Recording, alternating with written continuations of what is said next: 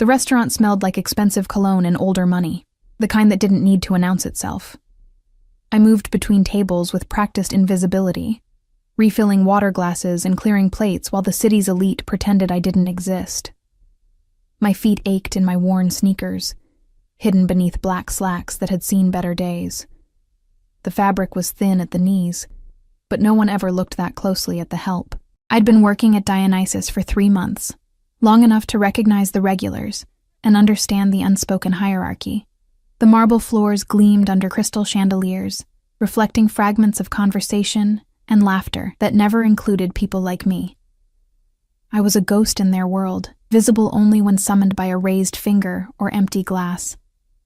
Tonight felt different, though. There was a tension in the air, thick as the August humidity that clung to my skin beneath my crisp white shirt. The other servers moved with unusual precision, their smiles tighter, their movements more calculated. Even Marco, our manager, kept adjusting his tie and checking his watch.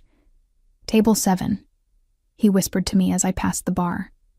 "When they arrive, let Maria handle it." I nodded, though curiosity prickled at the base of my spine. In 3 months, I'd never been told to avoid a table. We fought for the good ones, the generous tippers, the easy customers. But I didn't ask questions. Girls like me, working our way through community college with rent due and a mother's medical bills piling up, we didn't ask questions. The entrance doors opened with a whisper of hydraulics, and the restaurant shifted. It was subtle. A collective intake of breath, a straightening of postures, eyes that suddenly found their plates fascinating. I turned from the bar, a tray of dirty glasses balanced on my hip, and saw them. 3 men in dark suits moved through the entrance like shadows given form. But it was the man in the center who commanded the space, who seemed to pull the very air toward him. He was tall, his black suit tailored to perfection, the kind of fit that cost more than my yearly tuition. Dark hair, touched with silver at the temples, swept back from a face that could have been carved from marble, all sharp angles and controlled power. He moved differently than the other patrons. Each step was deliberate, measured. His dark eyes scanned the room with the precision of someone who catalogued threats the way other people counted sheep. The 2 men flanking him, clearly security, their jackets cut to hide shoulder holsters, maintained a careful distance, close enough to intervene, far enough to give him space. Marco materialized at my elbow, his breath quick. "That's Dante Caruso," he hissed. "Don't stare." But I was already looking away, my heart doing something strange in my chest. I'd heard the name, of course. Everyone in the city knew it, whispered in the same breath as words like empire and untouchable. The Caruso family didn't just own businesses. They owned the shadows between them. They were seated at table 7, the corner booth with the best view of both entrances. I watched Maria approach them, her usual confidence replaced with something that looked like fear wearing a smile. She spoke, her lips moving rapidly, but Dante Caruso didn't respond. His eyes tracked her words, his expression unchanging, carved from stone. One of his men leaned in, speaking into his ear. Dante's gaze shifted to the man, and he signed something with his hands, quick, fluid movements that carried the weight of commands. The security nodded and stood, walking toward Marco. "He needs someone who knows sign language," the guard said, his voice carrying the kind of authority that didn't ask, it informed. "The blonde server. She knows it?" Marco's face went pale. "Maria? No, she doesn't." "Then find someone who does." The restaurant fell into that peculiar silence that comes from people pretending not to eavesdrop while hanging on every word. Marco looked around desperately, his eyes landing on each server in turn. They all found reasons to be busy, to look away, to suddenly remember urgent tasks in the kitchen. Something in my chest twisted. I'd spent my whole life being invisible, being overlooked, being the girl who didn't matter. I'd watched my mother fade into the background of her own life, too tired from double shifts to fight for recognition. I'd promised myself I'd be different, that I'd be brave when it counted. This probably didn't count. This was probably the stupidest idea I'd ever had. "I know sign language," I heard myself say. The words fell into the silence like stones into still water. Every head turned toward me. Marco's expression cycled through surprise, horror, and something that might have been resignation. The security guard's eyes narrowed, assessing me like I was a potential threat despite my worn shoes, and the coffee stain on my apron I'd tried and failed to scrub out. You? His skepticism was evident. My younger brother is deaf, I said, meeting his gaze even as my pulse hammered in my throat. I've been signing since I was 8. It wasn't entirely true. My brother, Tommy, had died when I was 15, taken by the same car accident that had left my mother with chronic pain and mounting debt. But the skills remained. Muscle memory in my fingers, a language I still practiced alone in my apartment, signing to ghosts. The guard studied me for a long moment, then turned and walked back to the table. He leaned down, signing to Dante Caruso. I was too far away to read the words, but I saw Dante's eyes shift, finding me across the crowded restaurant. The impact of his gaze was physical. Dark eyes, almost black in the low light, locked onto mine with an intensity that made my breath catch. He didn't look away, didn't blink, just studied me with the kind of focus that suggested he could see through my carefully constructed armor to the scared girl beneath. Then he signed something. One hand, a simple gesture. Come. Marco's hand gripped my elbow. Ella, you don't have to. It's fine, I interrupted, though my voice shook slightly. It's just taking an order. I set down my tray of dirty glasses and walked toward table 7. Each step felt like moving through water, resistance building with every inch closer. The other diners watched from their periphery, their conversations muted, waiting to see what would happen to the foolish girl who'd volunteered for something everyone else had the sense to avoid. Up close, Dante Caruso was even more overwhelming. He sat with perfect posture, his hands resting on the white tablecloth, rings catching the light. One signet, one plain band of dark metal. The scent of him reached me first. Cedar and something darker. Expensive cologne mixed with gun oil and danger. His security had moved to adjacent tables, creating a buffer zone. We were alone in the bubble of his presence, and I felt the weight of it pressing against my skin. I pulled out my order pad with trembling fingers, then set it aside. No point pretending this was normal. Instead, I signed, my hands suddenly steady in the familiar language. Good evening. What can I get for you? Something flickered in his dark eyes. Surprise, maybe, or recognition. He signed back, his movements precise, elegant despite the clear power in his hands. You weren't lying. No, sir. Don't call me sir. His signing carried an edge of command even in silence. You know who I am? I hesitated, then nodded. Lying seemed like a spectacularly bad idea. Then you know people are afraid of me. It wasn't a question, but I answered anyway. Yes. Are you afraid? The honest answer was yes. I was terrified. My hands wanted to shake, my pulse was racing, and every instinct screamed at me to run. But there was something else beneath the fear. A strange pull, a curiosity about the man who commanded such dread while sitting in silence. A little, I signed honestly. But you still need to eat. The corner of his mouth moved, not quite a smile, but close. It transformed his face for a heartbeat, made him look less like a carved statue and more like a man. Practical, he signed. What's your name? Ella. Ella. He shaped my name with his hands like he was testing the feel of it. How long have you been signing? 12 years. Why? I could have lied. Should have lied. Given him some sanitized version that kept my grief private. But something about the directness of his question, the way he looked at me like I was actually visible, pulled the truth from me. My brother was deaf. He died 7 years ago. His expression didn't change, but his hands stilled for a moment. Then, I'm sorry. 2 simple signs, but they carried weight. I nodded, not trusting my hands to stay steady. The Brassato al Barolo, he signed, shifting back to business. And tell your chef if he burns it like he did last month, I'll buy this restaurant just to fire him. Despite myself, I almost smiled. I'll make sure he knows. You smile when you're nervous, he observed, his dark eyes tracking my face. Your left hand trembles slightly, but your right stays steady. You learned to sign with someone you loved. The accuracy of his observation unsettled me. I'd never noticed the tremor, but he was right. My left hand, the one I'd used to hold Tommy's while we practiced, always shook when emotions ran high. I should place your order, I signed, needing distance from those penetrating eyes. Wait. His hand moved sharply. A command. Tomorrow night. Come back. I work tomorrow. I know. He pulled a card from his jacket pocket, slid it across the table. Heavy stock, embossed lettering. Just a name and a phone number. If you need anything. Anything at all. I stared at the card, not touching it. Accepting it felt like crossing a line I couldn't uncross. Why? I signed. Because you're the first person in 5 years who's looked at me and seen someone who needs to eat. His hands moved with brutal honesty. Everyone else sees a monster. Are you? The question left my hands before I could stop it. A monster? He held my gaze for a long moment, and I saw something dark and vast in those eyes. Depths I couldn't begin to fathom. Yes, he signed simply. But even monsters appreciate kindness.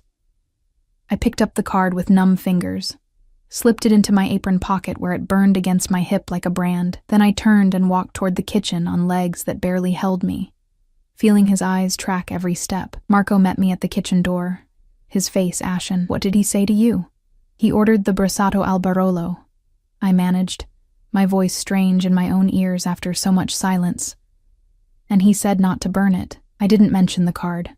Didn't mention the way my heart was still racing, or the feeling that I'd just made a choice that would change everything, though I couldn't yet see how.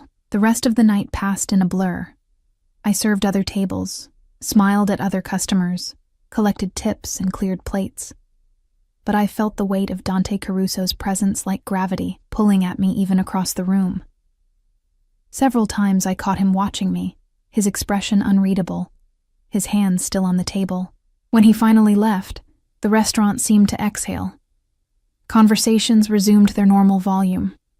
Marco stopped checking his watch every 30 seconds, but I felt his absence like a missing tooth, my tongue constantly returning to the empty space.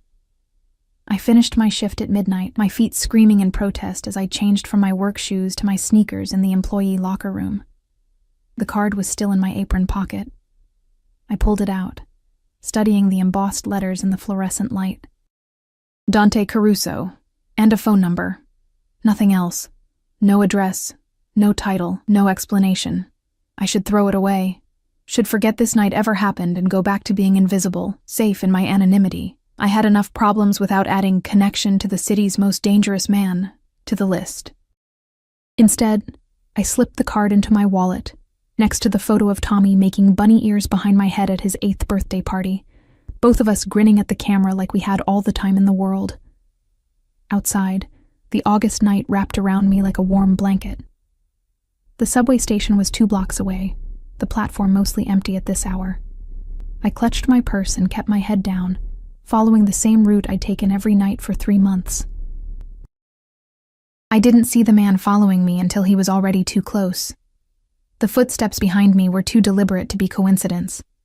I'd learned to read the rhythm of the city, the rushed commuters, the leisurely tourists, the predators who moved with purpose.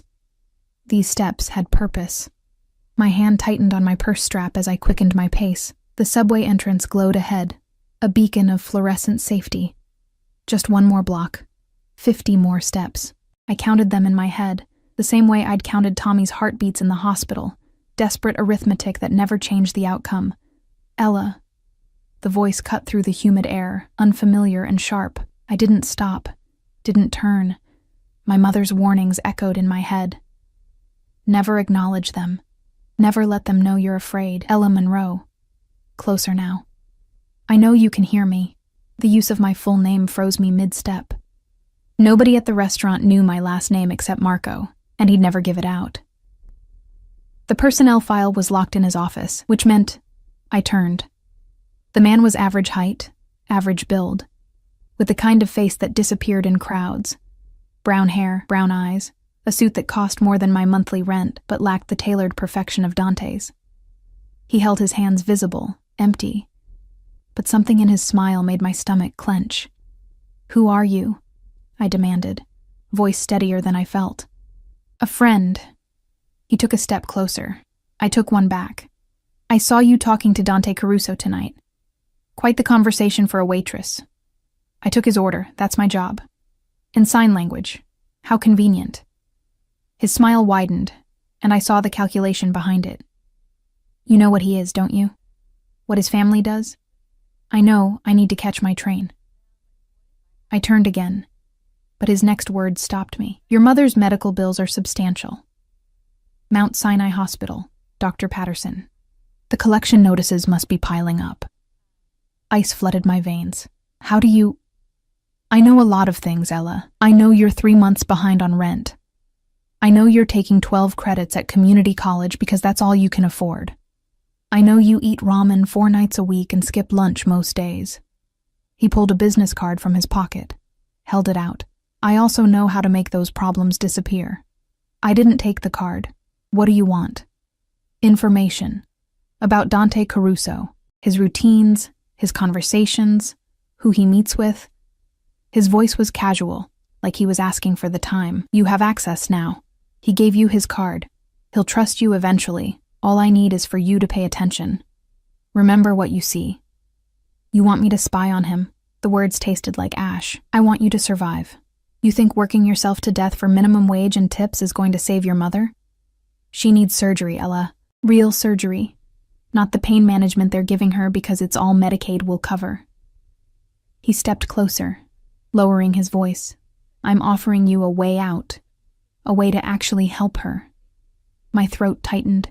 He was right about all of it. The bills, the collection notices, the way I woke up at 3 a.m. calculating how many double shifts I'd need to keep the lights on. My mother's pain had become white noise in my life. Background radiation I'd learned to ignore because acknowledging it meant acknowledging I couldn't fix it. Who are you? I asked again. Someone who wants to see Dante Caruso pay for his crimes. He finally lowered the card. Think about it. You have my number if you change your mind. He walked away, disappearing into the flow of pedestrians like he'd never been there at all. But the card remained in my hand, and the knowledge of my private struggles remained exposed, violated. I made it to the subway on autopilot, collapsed into a plastic seat in the empty car. My hands shook as I pulled out both cards, the heavy embossed one from Dante, the cheap business card from the stranger. Michael Torino. Private investigator. I should call the police, report the threat, the stalking, the attempt at blackmail. But what would I even say? A man offered me money to watch someone? He hadn't threatened me, hadn't touched me. He'd just laid bare the mathematics of my desperation and offered a solution. The train rocked through the tunnel, and I closed my eyes, seeing Dante's hands forming words in the dim restaurant light. Even monsters appreciate kindness.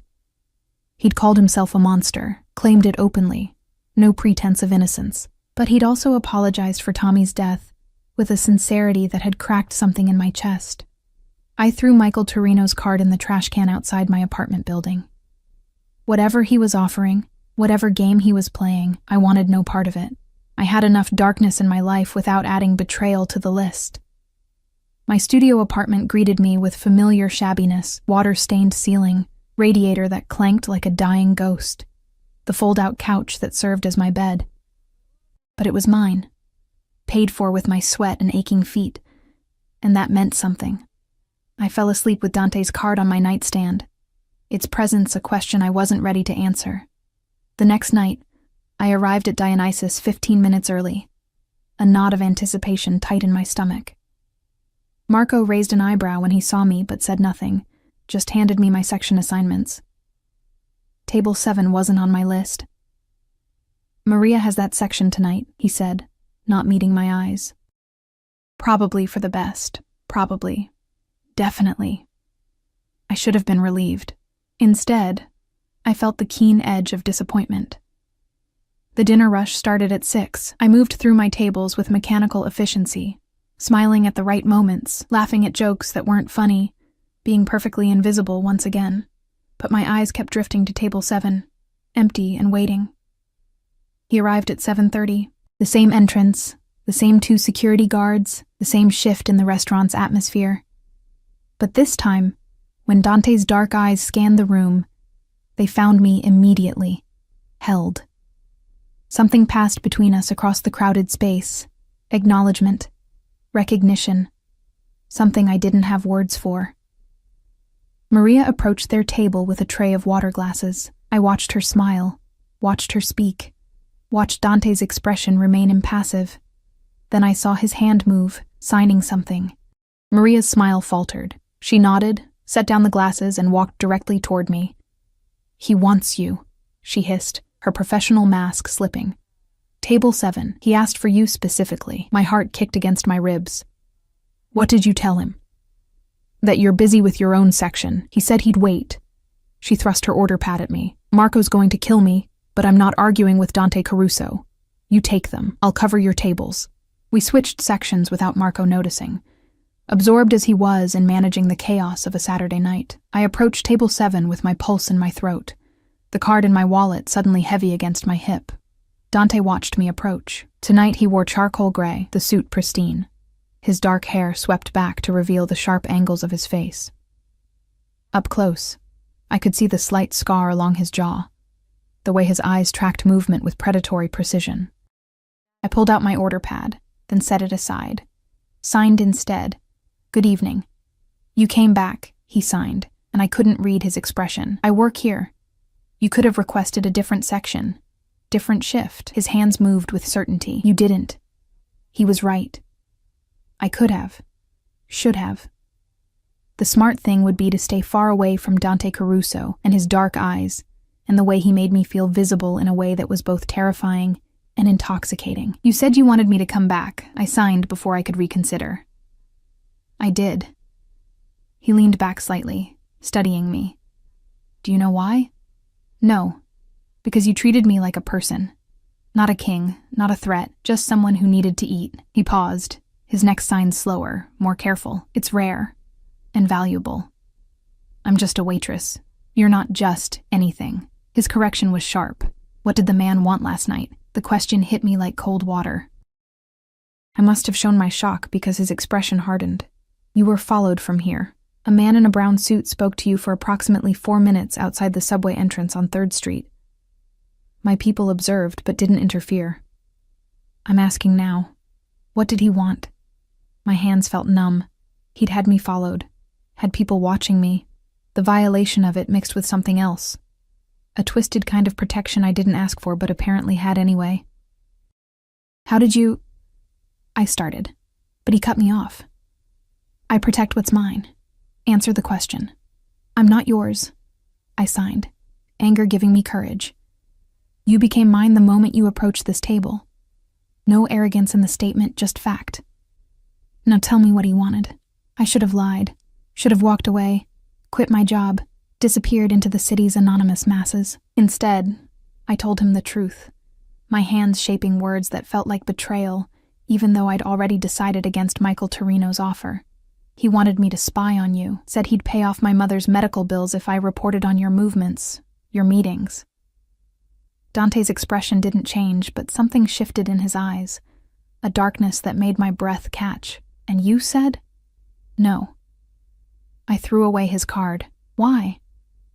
The question seemed genuine. He really wanted to know why I'd turned down money I desperately needed to avoid betraying a man I didn't know. "Because I don't sell people," I signed simply. "Not even monsters who appreciate kindness." The corner of his mouth moved again, that almost smile that transformed him. He reached into his jacket and pulled out a phone, typed something quickly, then set it aside. "Michael Torino," he signed. "Private investigator. Works for the Moretti family. They're trying to find leverage against me." He paused. "He'll be taken care of." My stomach dropped.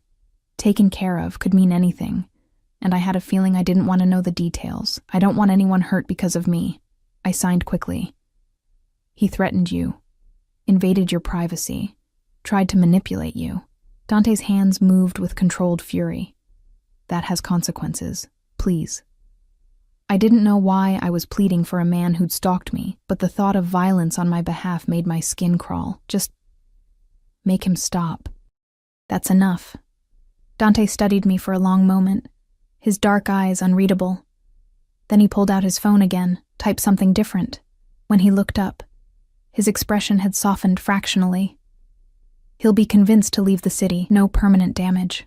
His next signs came slower. "You're too soft for this world, Ella." "Maybe," I signed. But I'm still here. Yes, you are. He gestured to the empty seat across from him. Sit, I'm working. I own 40% of this restaurant. Sit. The revelation shouldn't have surprised me, but it did. Of course he owned part of Dionysus. Men like Dante Caruso owned pieces of everything. Invisible empires built on silence and power. I glanced around. Marco was occupied with a difficult customer. The other servers were deliberately not looking our way. I slid into the booth across from Dante, acutely aware of his security watching from nearby tables, their eyes tracking every movement. Your mother's medical bills, he signed. Mount Sinai. Dr. Patterson. Chronic pain from a car accident 7 years ago. I went still. How much do you know? Everything. No apology in the statement. Your brother died in the same accident. Your father left 6 months later. You've been working 2 jobs since you were 16. Put yourself through community college. Business administration major. 3.7 GPA despite working 60 hours a week. Hearing my life summarized in his hands felt surreal, invasive, like being dissected under bright lights. Why? I signed, my hands shaking now. Why do you care? Because you're interesting. He leaned forward slightly, and I caught his scent again, cedar and danger and something darker. Because you looked at me and saw past the surface. Because you're kind even when kindness costs you. You don't know me. I know enough. His next signs came with absolute certainty. I'm going to make you an offer. You can refuse. But hear me first. My heart hammered. Every instinct screamed at me to run. But I couldn't move. Pinned by those dark eyes. I need someone I can trust. Someone who can move in both worlds. Mine and theirs. He gestured vaguely toward the other diners. Someone who understands sign language. Who's invisible to the people who matter. Someone smart enough to handle delicate situations. You want me to work for you, I signed. Understanding dawning. I want you to be mine, he corrected. My translator. My eyes and ears. You'll be compensated. In places I can't go. Generously. Your mother's bills paid. Your tuition covered. A better apartment. In exchange for what? Your loyalty? Your discretion? Your time? He paused. And eventually, if you're willing, more than that. The last part sent heat through my chest, confusing and dangerous. I don't understand. I signed. Though I was afraid I did. I think you do. His eyes held mine. I'm a patient man, Ella. I can wait for you to see what I already know. Which is? That you belong with me. He gestured between us. Was inevitable from the moment you decided not to be afraid. I stood abruptly, the booth suddenly suffocating. This is insane. You don't know me. I don't know you. Yesterday was the first time we met. Time is irrelevant. He remained seated, calm in the face of my panic. But I won't force you. Think about it. The offer stands. And if I say no, then you say no. His signs were gentle now. I'm not the monster everyone thinks I am, Ella. Not with you. But you are with everyone else, yes. No hesitation. Which is why I can protect you. Why I can give you the life you deserve instead of the one you're surviving. I grabbed my order pad, needing something normal to hold on to. I need to get back to work. Of course. He picked up the menu, the conversation apparently over. I'll have the osso buco tonight. And Ella? I paused, looked back. Be careful walking home. Michael Torino might be handled, but the Moretti family has other resources. Stay in well-lit areas. Take cabs when possible. His expression darkened. Or accept my offer, and you'll have a driver. Your choice. I walked away on numb legs, my mind spinning. The rest of the night passed in a haze. I served Dante's osso buco, watched him eat in silence while his security maintained their vigilant watch. He left a $1,000 tip on a $60 meal, and a note written in elegant script. My offer expires in 1 week. Choose wisely. I stared at the money, at the note, at the impossible choice being laid before me. A week ago, my biggest problem was making rent. Now I was being courted by a mob boss who looked at me like I was something precious and terrifying all at once. I should run. Should disappear into the anonymous safety of poverty and obscurity. Instead, I carefully folded the note and slipped it into my wallet, next to his card, next to Tommy's photo. 1 week. 7 days to decide if I was brave enough, or foolish enough, to step into Dante Caruso's dark and glittering world. The week stretched before me like a tightrope, each day a step closer to a decision I wasn't ready to make. I went through the motions, classes in the morning, Dionysus at night, visiting my mother on Wednesday afternoon like I did every week. But my mind stayed fractured, split between the safe poverty I knew and the dangerous luxury Dante offered. My mother looked smaller every time I saw her, curled in her worn recliner with a heating pad pressed against her lower back. The apartment smelled like menthol and old coffee, the afternoon light filtering through yellowed curtains to paint everything in sepia tones. "You look tired, baby," she said, her voice raspy from the pain medication that never quite worked. "Are you sleeping?" "I'm fine, Mom." I busied myself in her kitchen, washing the dishes she'd let pile up, restocking her pill organizer. The prescription bottles lined the counter like soldiers: hydrocodone, gabapentin, muscle relaxers that left her fuzzy and distant. "How's the pain today?" "Same as always." She shifted, wincing. "Dr. Patterson wants to try a new physical therapy protocol, but insurance won't cover it. Says it's experimental." I gripped the edge of the sink, staring at my distorted reflection in the faucet.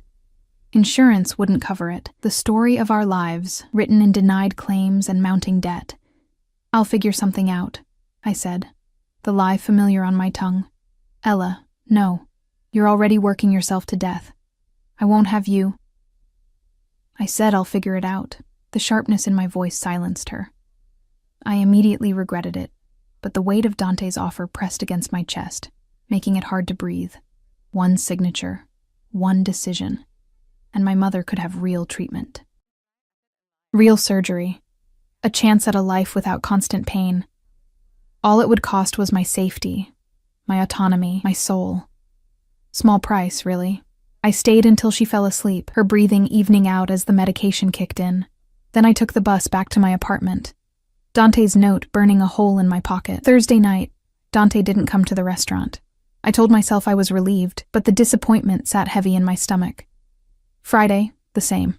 By Saturday, I'd convinced myself he'd moved on, found someone else to be his translator, his eyes and ears. Then Sunday arrived. I wasn't scheduled to work, had planned to spend the day studying for my accounting midterm, but at 10 a.m., my phone rang. An unknown number with a local area code. "Hello?" Silence. Then a text came through from the same number. "This is Dante. I'm sending a car for you. Noon. Wear something comfortable." My fingers trembled as I typed back. I didn't agree to anything. The response was immediate. "I know. This isn't work. This is a date. You can say no." I stared at the words for a full minute. A date. Dante Caruso was asking me on a date via text message because he couldn't call, couldn't speak, could only communicate through the written word or sign language. I should say no. Should text back a polite refusal and block the number. Instead, I wrote, "Where?" "Somewhere quiet. Somewhere we can talk. Trust me." Trust him. The mob boss who'd had me investigated, who'd threatened Michael Torino, who looked at me like I was simultaneously fragile and essential. Trust him. "Okay," I typed before I could reconsider. Noon. I changed outfits 4 times before settling on jeans and a simple green sweater. Comfortable, like he'd requested, but nice enough that I didn't feel completely outclassed. At 11:55, a black Mercedes with tinted windows pulled up outside my building. The driver was one of Dante's security from the restaurant, the older one with gray at his temples and assessing eyes. He opened the back door without a word, and I slid into leather seats that probably cost more than my entire apartment. We drove north, out of the city and into the countryside. Trees replaced buildings, the September air carrying the first hints of autumn. I watched the landscape change through tinted windows, my nerves building with every mile. 40 minutes later, we turned down a private road lined with maples. At the end sat a house. No, an estate. Stone and glass and modern angles, perched on a hillside with views of the valley below. It was beautiful in a severe way, like Dante himself. The driver opened my door, He's waiting inside. The entry hall was all marble and clean lines, artwork on the walls that I suspected was original. My sneakers squeaked on the polished floor, the sound echoing in the vast space. Dante appeared at the top of the staircase. He wore dark jeans and a black Henley, casual clothes that somehow made him more intimidating, rather than less. Without the armor of his suits, I could see the lean muscle of his frame, the way he moved with predatory grace. He descended the stairs and signed. You came. You sent a very persistent driver. I sent a very expensive driver. That almost smile again. Come. I made lunch. He'd made lunch. The image of Dante Caruso in a kitchen, cooking, was so incongruous that I almost laughed. He must have read my expression because his signs turned wry. I'm not completely helpless. I lived alone for years before I could afford staff. He led me through the house to a kitchen that belonged in a magazine, all stainless steel and granite, windows overlooking a garden in its autumn glory. On the island sat 2 place settings and a spread of Italian food, fresh pasta, salad, bread still warm from the oven, and tiramisu for dessert. I didn't know what you liked, he signed, something almost uncertain in the gesture. So I made everything. The vulnerability in that admission cracked something in my chest. This powerful, dangerous man had cooked an entire feast because he didn't know my preferences and wanted to give me options. It's perfect, I signed, and meant it. We sat across from each other, and for a while we just ate. The pasta was incredible, perfectly al dente with a sauce that spoke of hours of simmering. He watched me take the first bite, and when I closed my eyes in appreciation, his expression softened. My grandmother's recipe, he signed when I looked at him. She taught me before she died. Said a man who can't feed himself is at the mercy of others. She sounds wise. She was. He paused, his hands stilling. She was also the only person who never treated my deafness like a tragedy. She learned sign language, taught the whole family, made sure I knew I wasn't less than anyone. I set down my fork. How long have you been deaf? Since birth. Genetic. My father saw it as weakness, proof I wasn't fit to lead. His signs turned harsh. He was wrong. Obviously. I gestured around the kitchen, the implication clear. He'd built an empire despite, or perhaps because of, what others saw as limitation. Tell me about your brother, he signed, changing the subject. The request caught me off guard. Most people avoided mentioning Tommy, treating his death like a conversational landmine. What do you want to know? Everything. What made him laugh? What he dreamed about? How you signed together? So I told him. About Tommy's obsession with dinosaurs. His collection of plastic T-Rexes that lined our shared bedroom windowsill. About how we'd developed our own signs for things that didn't have official ones. Our secret language within a language. About the night of the accident, the drunk driver who'd run a red light. The way Tommy had signed I love you in the ambulance before the machine started screaming. My hands shook through the telling, and I had to pause several times to collect myself. Dante didn't rush me, didn't offer empty platitudes. He just watched with those dark eyes, absorbing my grief like it was something precious. When I finished, he reached across the table and took my hands in his. The first time he'd touched me, his palms were warm, calloused in unexpected places, and his grip was gentle, despite the obvious strength in his fingers. Thank you for telling me, he signed when he released me, his movements slow and sincere. He would be proud of who you've become. Tears burned behind my eyes. I blinked them back, reaching for my water glass. Why am I here, Dante? I signed when I trusted my hands again. Really here. This isn't about the job offer. No, he agreed. It's not. Then what? He stood, came around the island to my side. Up close, I could see the silver threading through his dark hair, the fine lines at the corners of his eyes. He was older than I'd initially thought. Maybe late 30s, early 40s. I'm going to tell you something, he signed. And you're going to think I'm insane. I already think that. His mouth curved into a real smile this time, transforming his severe features into something almost boyish. Then the smile faded, replaced by an intensity that made my breath catch. I've been deaf my entire life, he signed. I've learned to read people better than anyone who can hear. Body language, micro-expressions, the things people try to hide. It's how I've survived. How I've built what I have. I nodded, not sure where this was going. When you walked toward my table that first night, I read you like a book. Saw your fear, your courage, your desperation. But I also saw something else. He paused, his hands hovering between us. I saw someone who could see me. Really see me. Not the empire or the reputation or the danger. Just me. Dante, let me finish. His signs were gentle but firm. I've had women throw themselves at me for years. Beautiful women, sophisticated women, women who want the power or the money or the thrill of danger. I've never wanted any of them. My heart was pounding now, a rabbit trying to escape my ribs. But you, he continued, his dark eyes locked on mine. You with your worn shoes and coffee-stained apron, treating me like I was just someone who needed to eat. You didn't want anything from me, didn't try to impress me. You were just kind. That's not a reason to... I started, but I didn't know how to finish. To want you? He stepped closer, and I could feel the heat of him, smell cedar and danger. To need you? You're right. It's not rational. It's not safe. But it's true. You don't know me, I signed, echoing my earlier protest. I know you work yourself to exhaustion for a mother who can barely afford her medication. I know you honor your dead brother by keeping his language alive in your hands. I know you're studying business administration because you want to open your own restaurant someday. I know you skip meals so you can save money, but you always tip the homeless man who sits outside your subway stop. Each statement hit like a physical blow. He really had investigated everything. That's stalking, I signed, anger, and something else warring in my chest. That's protection. No apology in the correction. The moment you approached my table, you became visible.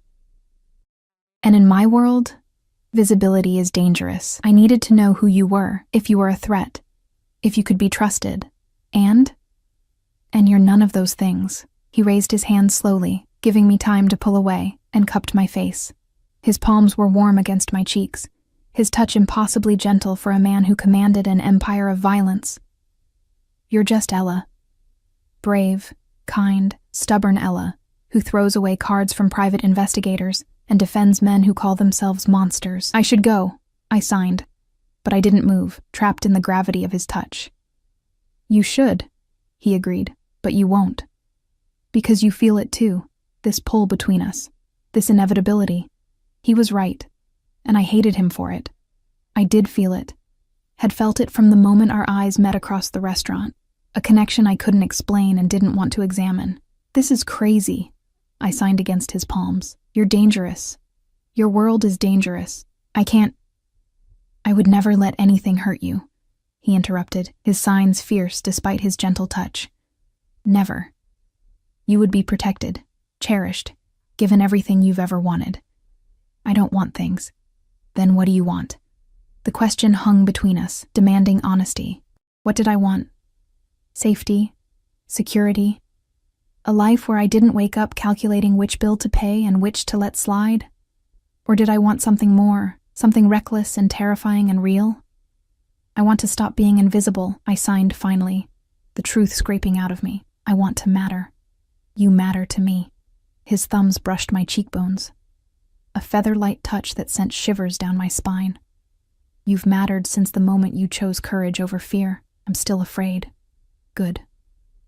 His signs were approving. Fear keeps you smart, but don't let it keep you from living. He dropped his hands and stepped back, giving me space to breathe. My face felt cold where his touch had been. I'm not asking you to decide everything today, he signed. Just agree to see me again. Let me show you what your life could be. No obligations, no strings, just possibility. And the job offer? Separate. If you want to work for me, we'll discuss terms. But this, he gestured between us, this has nothing to do with business. What does it have to do with? Us. Simple. Direct. Terrifying. I looked around the kitchen, at the feast he'd prepared, at this glimpse into a life I'd never imagined for myself. Then I looked at him, this dangerous, powerful man who somehow made me feel seen for the first time since Tommy died. One more date. I signed. My decision made before I fully understood it. But I need time to think about everything else. Take all the time you need. He pulled out his phone, typed something, but while you're thinking, your mother's medical bills have been paid. All of them. My stomach dropped. What? No. I didn't agree. Consider it a gift. No strings, no obligations. His expression was implacable. I have more money than I could spend in 10 lifetimes, Ella. Your mother's surgery costs less than I spend on wine in a month. Let me do this. That's not... You can't just... I already did. He showed me his phone screen, the confirmation of a payment to Mount Sinai Hospital. $247,000. Paid in full. The number made my head spin. He'd just erased years of debt with a few taps on a screen, like it was nothing. Why? My hands trembled with emotion I couldn't name. Gratitude, fury, fear, something dangerously close to hope. Because I can. Because you matter. Because I'm tired of watching you destroy yourself trying to save everyone while no one saves you. He pocketed his phone. Let me be the one who saves you, Ella.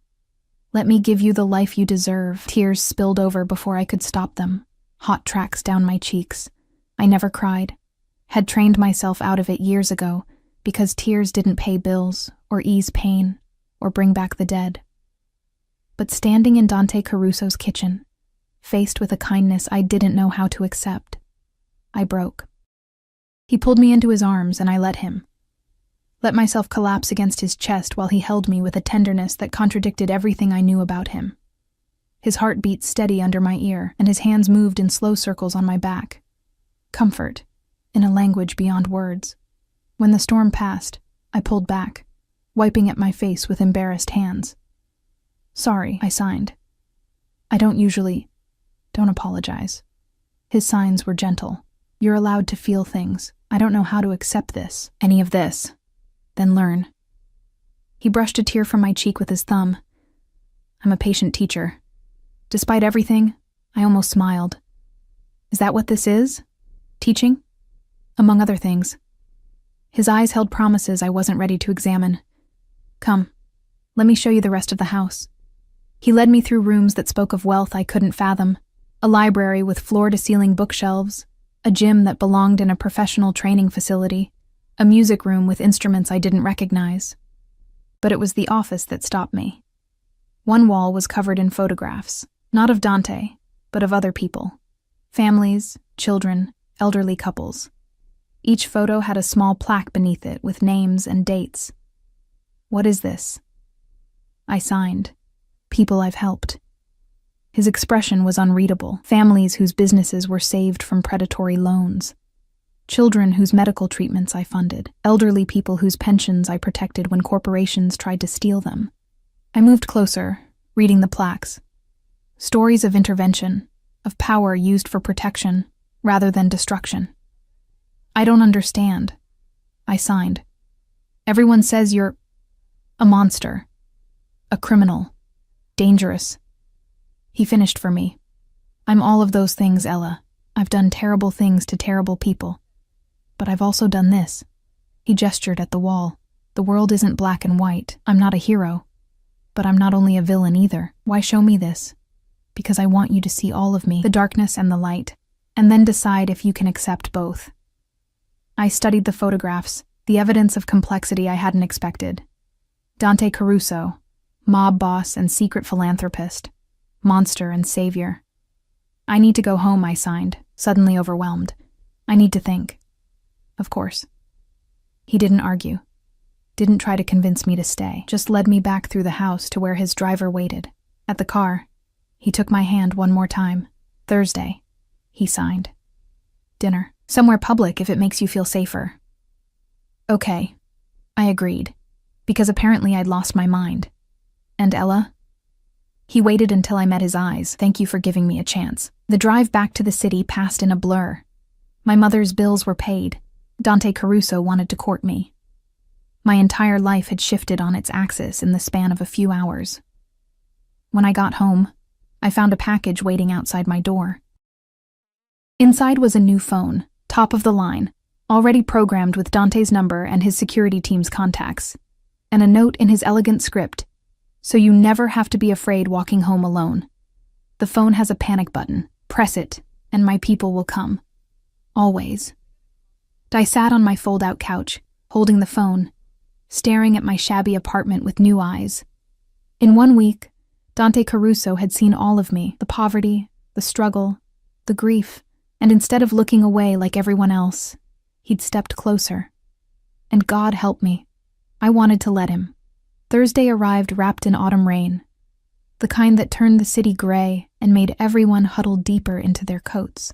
I stood in front of my closet, if the narrow alcove with a hanging rod could be called that, and faced the reality that I owned nothing appropriate for dinner with Dante Caruso.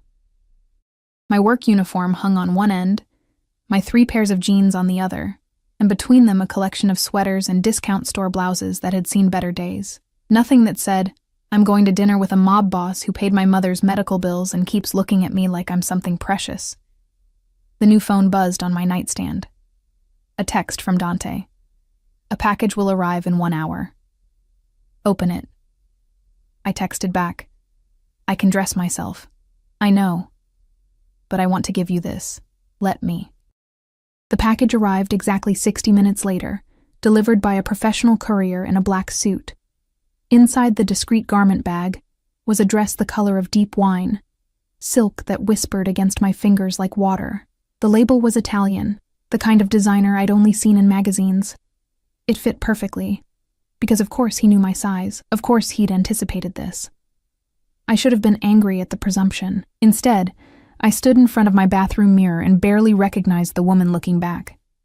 The dress transformed me, or maybe it just revealed what had always been there, hidden beneath exhaustion and discount clothing. My dark blonde hair, usually pulled back in a practical ponytail, hung loose around my shoulders.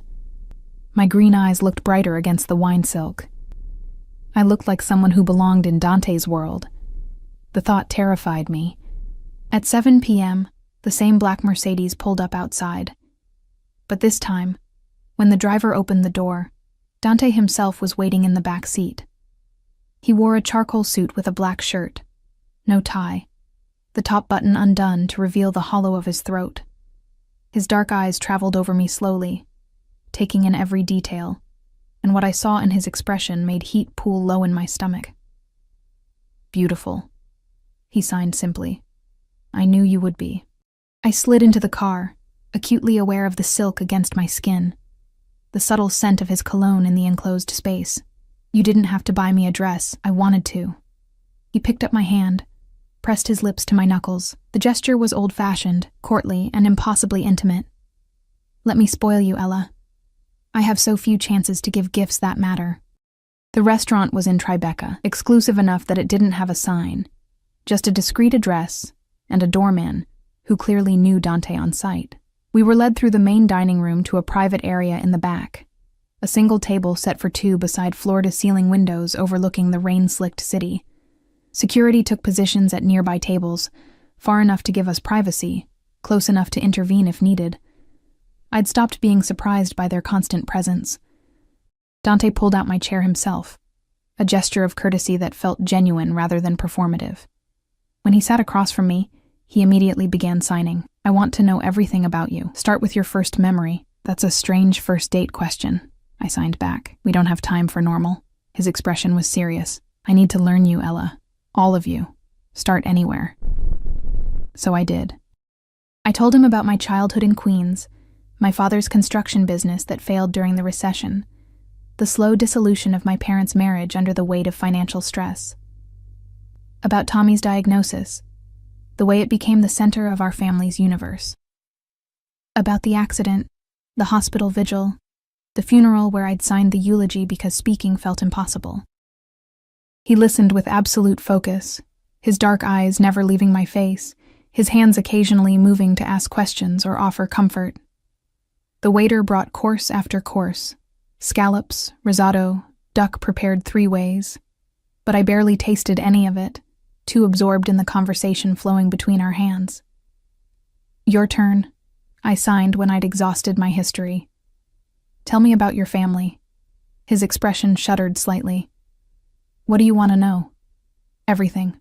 Fair is fair. He leaned back, his fingers drumming once on the table, a rare display of uncertainty. Then he began to sign. My father was Vittorio Caruso. You've probably heard the name. I had. Vittorio Caruso had been a legend in organized crime, brutal and effective until a rival family's bomb had ended his reign 5 years ago. He saw my deafness as weakness. Dante continued. Tried to keep me out of the business. Said I'd be a liability. My mother disagreed. She was the one with real power. Her family had connections my father needed. She made sure I was educated, trained, prepared to lead. She sounds formidable. She was. Past tense. Cancer took her 3 years ago. By then, I'd already proven my father wrong. Being deaf isn't a weakness. It's a superpower in my world. I notice things hearing people miss. I read body language like you read books. No one can lie to me. No one? I challenged. He smiled, a real one this time. You don't lie, Ella. Your face shows everything you feel. It's one of the things I love about you. The word love hung between us. Casual but loaded with meaning. I shifted in my seat, suddenly warm. Tell me about the business. I signed, changing the subject. The legal parts. Real estate mostly. Legitimate construction, some import, export. We own pieces of restaurants, hotels, nightclubs. The Caruso name opens doors. And the illegal parts? You don't want to know the details. Yes, I do. I leaned forward. If you want me in your life, I need to understand all of it. The darkness and the light, remember? He studied me for a long moment, then nodded slowly. Protection services, gambling. Some controlled substances, though I've been phasing that out, too unpredictable. We handle problems for people who can't go to the police. Sometimes that means violence. Sometimes it means worse. Worse than violence? Information can destroy more thoroughly than bullets. His signs were matter of fact. We collect secrets, leverage, proof of indiscretions. Then we use them when necessary. Blackmail. Insurance. He didn't flinch from my assessment. The world we live in runs on power, Ella. Those who have it and those who don't. I make sure my family, my people, always have enough to survive. At what cost? Whatever it takes. No apology, no justification. Just honesty. I told you I was a monster. I meant it. I should have been repulsed. Should have stood up and walked out, called a cab, returned to my safe, poverty-stricken life. Instead, I asked, the wall of photographs in your office. How does that fit with the rest? Balance. He signed the word with both hands. Perfectly level. I was born into darkness. I've made peace with what I have to do to survive in it, but I also have power, resources, the ability to change lives. Why shouldn't I use that for good when I can? That's not how it usually works. I'm not usual. His smile was wry, in case you hadn't noticed. Despite myself, I smiled back. I noticed. The waiter brought dessert, chocolate soufflé with gold leaf, because apparently that was a thing. Dante watched me take the first bite, and the intensity of his gaze made me hyper-aware of my mouth, my tongue, the way I closed my eyes in appreciation. When I opened them, his expression had darkened with something that wasn't quite dangerous, but definitely wasn't safe. What? I signed. You. Just that. But the word carried weight. Do you have any idea what you do to me? My pulse jumped. We barely know each other. I know enough. He set down his fork, leaned forward. I know you're strong, even when you think you're breaking. I know you protect people you love with everything you have. I know you see the world in shades of gray instead of black and white, which is rare and valuable. And I know that when you smile, really smile, it feels like sunlight in places that have been dark for years. The confession stole my breath. Dante, I'm not good at this, he interrupted, his signs almost clumsy with emotion. Courtship, romance, the normal progression of relationships. My world doesn't allow for normal, so I'm just going to be honest. I want you, Ella. In my life. In my home. In my bed. I want to wake up to you and fall asleep beside you. I want to give you everything you've ever needed and things you haven't thought to want. That's not... I started, but I didn't know how to finish. Not realistic. Not possible. Not what I'd planned for my life. Tell me what you're afraid of, he signed, his dark eyes searching mine. Really afraid of. I looked away, out the window at the rain-soaked city. The truth sat heavy on my tongue, begging to be spoken, signed. I'm afraid you'll consume me, I admitted finally. That if I step into your world, I'll disappear into it. Become just another possession, another beautiful thing you own. Never. The force of his signing made me look back. You could never disappear, Ella. You're too bright, too essential. I don't want to own you. I want to give myself to you. There's a difference. Is there? In your world? In my world, yes. He reached across the table, took both my hands in his. I've owned many things. Property, businesses, people's loyalty bought with money or fear. But what I feel for you isn't ownership. It's reverence. The word hung between us, enormous and terrifying. You barely know me. I signed against his palms, my last defense. Then let me learn. His thumb stroked the inside of my wrists, finding my racing pulse. Give me time. Give me a chance to show you what we could be together. And if I can't handle your world, if I'm not strong enough. You walked up to my table when everyone else was too afraid. You threw away money you desperately needed because you won't betray people, even strangers. You've survived things that would break most people. His expression was absolutely certain. You're strong enough for anything, Ella. The question is whether you trust yourself enough to try. Before I could respond, his phone buzzed on the table. He glanced at it, his expression hardening instantly. He signed something sharp to one of his security guards, who immediately stood and left the room. What's wrong? I signed. Nothing you need to worry about, but his jaw was tight. His body language shifted to something more predatory. Business. I need to make a call. I'll be right back. He kissed my hand again, then stood and moved to a corner of the room, pulling out his phone. I watched him type rapidly, his expression growing darker with each message. One of the security guards approached me, signed, Mr. Caruso asks that you wait here. Don't leave the restaurant. Is he okay? He will be. Just stay inside. The guard returned to his position, and I sat alone at the table, anxiety building in my chest. Through the window I could see Dante pacing, his phone pressed to his ear. No, not pressed, he couldn't hear. But he was reading texts, his expression thunderous. 10 minutes passed, then 20. The waiter came by nervously, refilling my water, asking if I needed anything. I shook my head, my eyes on Dante's rigid back.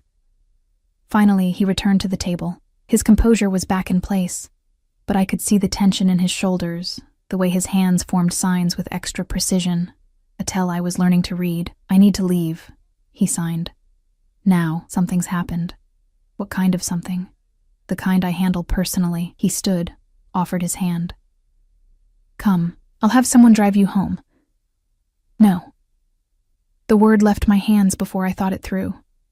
If you're leaving, I'm coming with you. Absolutely not. His signing was sharp. It's not safe. Then make it safe. I stood, met his eyes. You said you wanted me in your life. This is your life. Show me. Ella. I'm not fragile, Dante. Stop treating me like I'll break. Something shifted in his expression. Surprise, respect, maybe even pride. He studied me for a long moment, then nodded once. Do exactly what I say. Stay close to me. Understand? Yes. He took my hand, laced his fingers through mine, and led me out of the restaurant. The Mercedes was already running, 2 additional black SUVs flanking it. Dante's security moved with military precision, surrounding us as we walked to the car. Inside, Dante immediately began typing on his phone, coordinating whatever response was needed. I watched the city blur past, heading toward the docks, toward parts of town I'd never had reason to visit. We pulled up to a warehouse, its exterior deliberately nondescript. Security exited first, scanning the area before opening our door. Dante helped me out, his hand firm on my lower back as he guided me inside. The warehouse interior had been converted into something between an office and a command center. Men in suits stood at attention, tablets and phones in hand.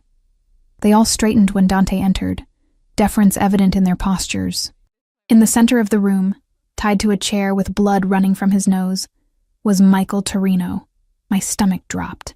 Dante felt me tense, his hand tightening on my waist. I told you he'd be handled. He signed with one hand. This is how. Torino's eyes found me, widened with recognition and something that looked like accusation. I wanted to look away, but Dante's presence at my back kept me steady. One of Dante's men approached, began signing rapidly. I caught pieces of it. Found with surveillance equipment. Targeting you and the girl. Moretti family paying him.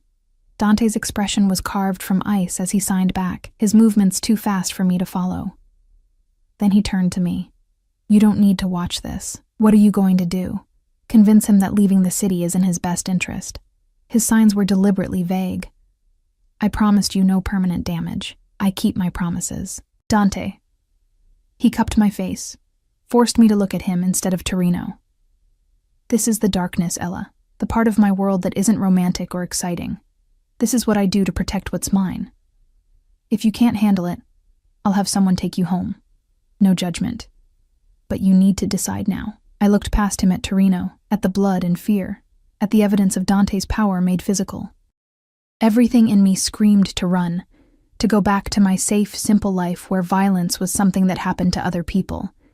But then I thought of my mother's medical bills, paid in full. The wall of photographs in Dante's office, the way he'd held me while I cried, offered me reverence instead of ownership. The darkness and the light. I stepped closer to Dante, wrapped my arms around his waist, pressed my face against his chest. I'm staying. I signed against his shirt. I choose you. All of you. His arms came around me, crushing me against him with a fierceness that stole my breath. I felt him sign something to his men. Felt the room shift as they moved to execute his orders. You're sure? He signed when he pulled back enough to meet my eyes. No, I answered honestly. But I'm staying anyway.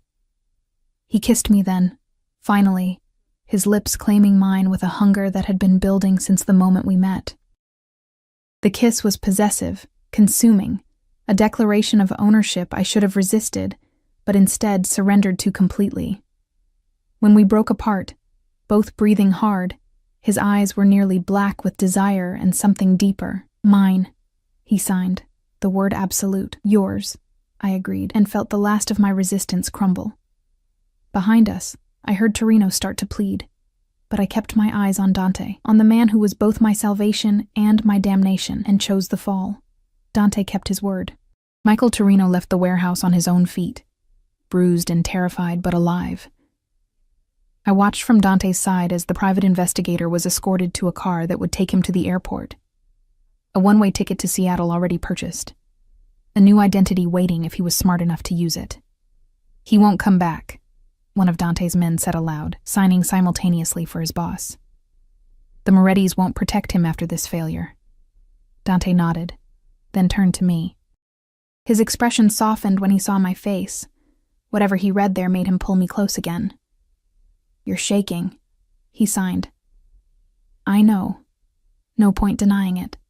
The adrenaline was leaving my system, replaced with the full weight of what I'd just witnessed, what I'd just accepted. Let's go home, he signed, then paused. My home. Unless you want to go back to your apartment. Your home, I signed before I could reconsider. The drive back to his estate was quiet. I sat pressed against Dante's side, his arm around my shoulders, his thumb tracing circles on my bare arm. The wine-colored dress that had felt so elegant hours ago now felt like armor I was ready to shed.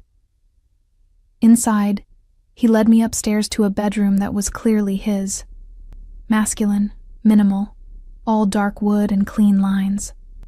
Floor-to-ceiling windows overlooked the valley, now just darkness punctuated by distant lights.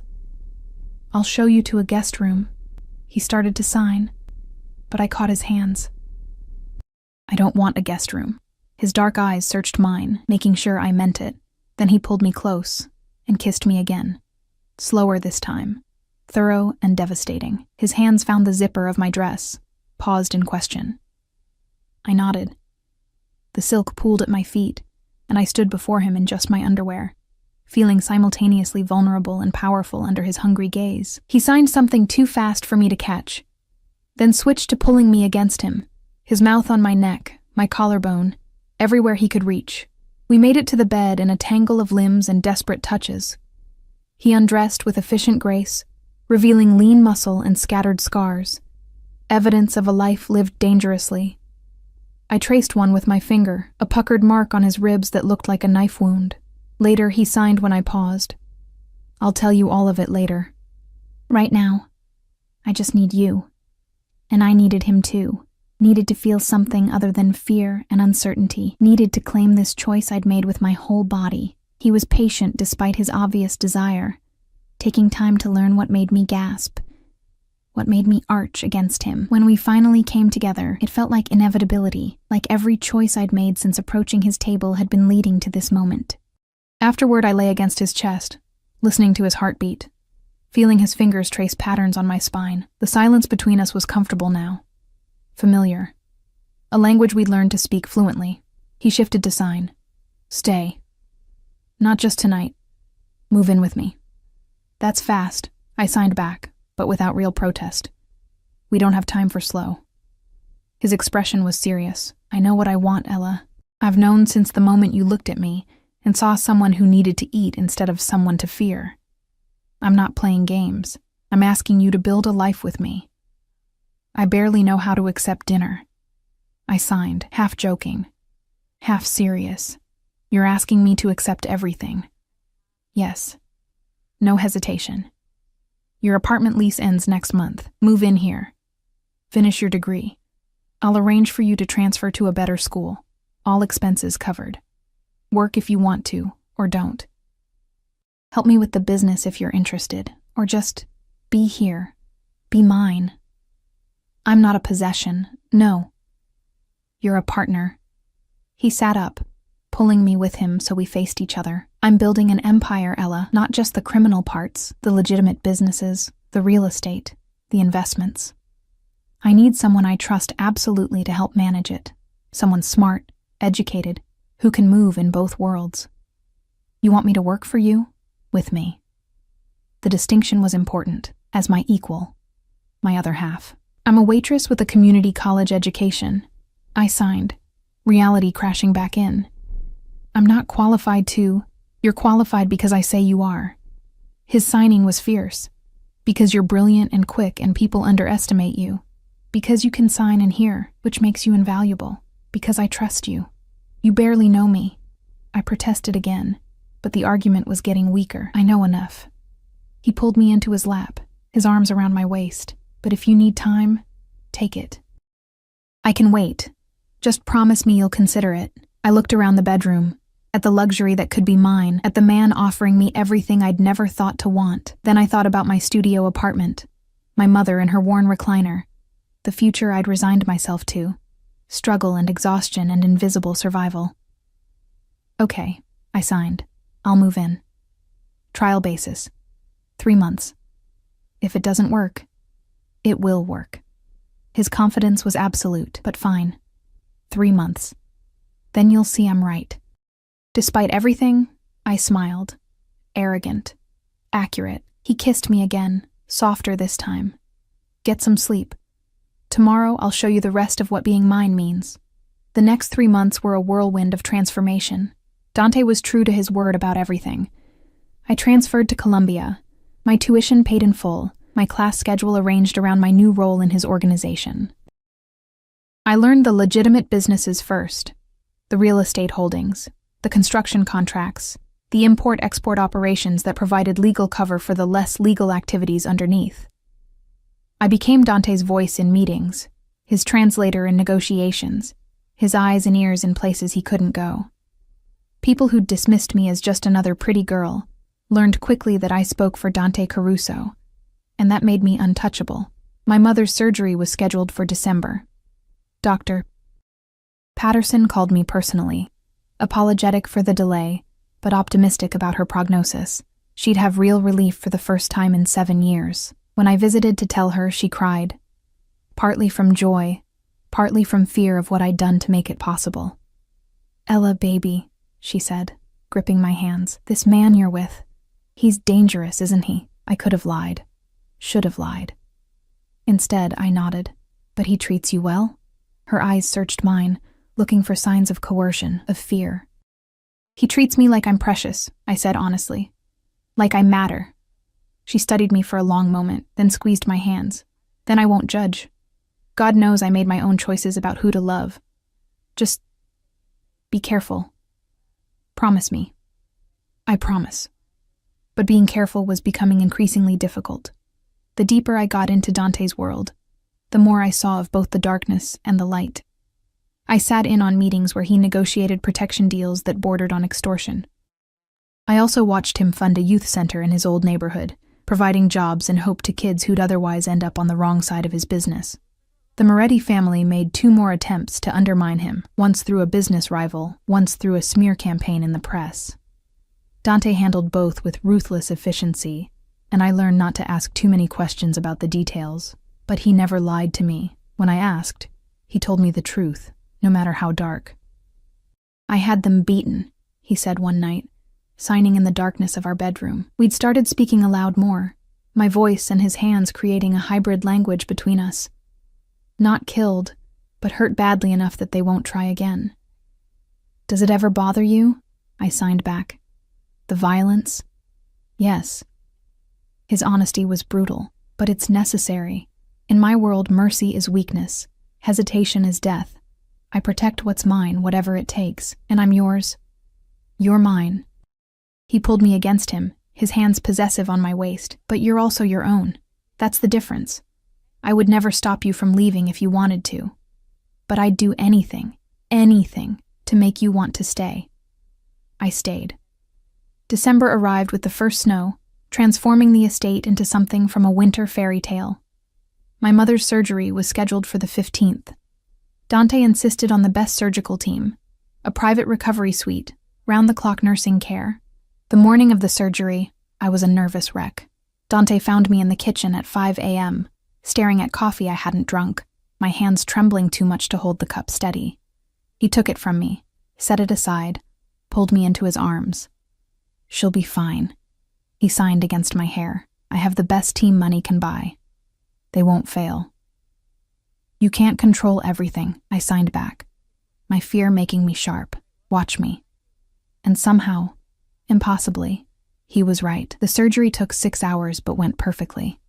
Dr. Patterson came out beaming, showing us the scans, explaining how they'd repaired the nerve damage that had caused her chronic pain. She'll need physical therapy, he said. But barring complications, she should have full mobility and minimal pain within 6 months. I collapsed against Dante's chest, sobbing with relief. He held me while I fell apart, his presence solid and unshakable, the foundation I'd built my new life on. Christmas came 2 weeks later. Dante insisted on celebrating at the estate, inviting my mother once she was recovered enough to travel. She arrived in one of his cars, her eyes wide as she took in the mansion, the grounds, the obvious wealth. Jesus, Ella, she whispered. You said he was comfortable. This is obscene. I know. I helped her out of the car, noting how she moved with less pain already, her steps more confident. But it's home now. And Dante met us at the door, signing a formal greeting that I translated aloud. My mother studied him with a mother's assessing gaze, looking for the danger she knew was there, the threat to her daughter. What she saw made her expression soften. He looks at you like you hung the moon, she said quietly. He looks at me like I'm real, I corrected. Like I matter. You've always mattered, baby, I know. But with him, I feel it. Dinner was intimate despite the formal dining room. Just the 3 of us and a handful of Dante's most trusted people. He'd arranged for a translator to be present so my mother could communicate with him directly, a courtesy that made her tear up. Thank you, she said through the translator, signing clumsily but earnestly. For taking care of my daughter. For everything. Dante signed back, and I watched my mother's face as the translator spoke his words. Ella saved me before I saved her. I'm the one who should be grateful. After dinner, Dante led me to the library, where a small wrapped box waited under the Christmas tree he'd had installed. It was the only present there. We'd agreed not to exchange gifts, since he'd already given me everything. Open it, he signed. Inside was a ring. Not an engagement ring. We hadn't discussed marriage, both of us content with the commitment we'd already made. This was different. A heavy band of white gold with a single black diamond, elegant and unusual and perfect. It's a promise. He signed as he slipped it onto my right hand. That you'll always have a home with me, that you'll always be protected, that you'll always matter. Tears blurred my vision. Dante. I love you. He interrupted, the signs clear and certain. I should have said it sooner. I've known for months. You're it for me, Ella.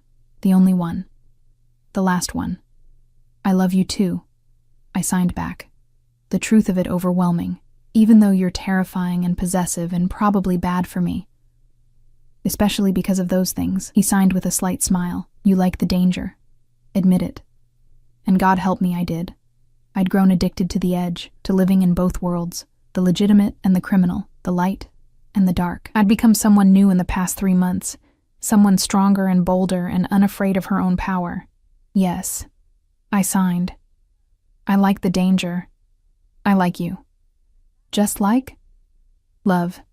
I corrected, pulling him close. I love you. New Year's Eve arrived with a party at the estate, a proper celebration with hundreds of guests from both Dante's worlds. Politicians and criminals, CEOs and enforcers, all moving through the mansion like they belonged together. I wore midnight blue silk, my hair swept up, the black diamond ring catching light as I moved through the crowd. I'd learned to navigate these events, to read the undercurrents and power dynamics, to be Dante's partner in truth as well as name. At 11:30, he found me on the terrace, stealing a moment of quiet before midnight. The city spread below us, lights and life and endless possibility. Happy. He signed. Yes, I signed back, surprised by how much I meant it. Are you? More than I've ever been. He pulled me against him, and we watched the city together. Thank you for taking a chance on a monster. Thank you for seeing me. I signed against his chest, for making me visible. The countdown started inside. 10, 9, 8. Around us, the party surged with anticipation. 7, 6, 5.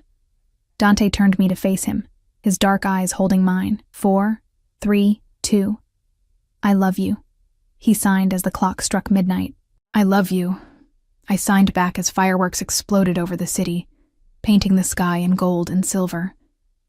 He kissed me as the new year began, and I kissed him back with everything I had, all the fear I'd overcome, all the courage I'd found, all the love I'd never expected to feel. 6 months ago, I'd been invisible, grinding myself to dust in a futile effort to survive. Now I stood in the arms of the most dangerous man in the city, wearing silk and diamonds, powerful in my own right. I'd approached his table expecting nothing more than to take an order. Instead, I'd found myself, and I'd found him, Dante Caruso, mob boss and secret philanthropist, monster and savior.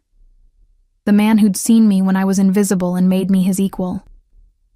The party continued around us, but we stayed on the terrace, wrapped in each other, watching the fireworks paint the sky. Tomorrow would bring new challenges, new dangers, new opportunities to navigate the complicated world we'd built together. But tonight, we just held each other and felt the weight of what we'd become, two people from different worlds who'd found a way to create their own. What are you thinking? Dante signed eventually. That I should have been more afraid. I signed back honestly. That I should have run. But you didn't. No, I chose you instead. Best decision you ever made. He signed with absolute confidence. Arrogant, I signed, but I was smiling. Accurate, he corrected, echoing our first real conversation. Come inside. I want to dance with you. Inside? He'd arranged for the music to be extra loud, the bass strong enough to feel through the floor. He pulled me onto the makeshift dance floor, his hands on my waist, his body moving against mine in perfect rhythm despite his inability to hear the music, because Dante Caruso didn't need to hear to understand tempo, didn't need sound to feel the beat. He read it in the movements of others, in the vibrations through his feet, in the language of bodies moving together. Just like he'd read me from the very first moment.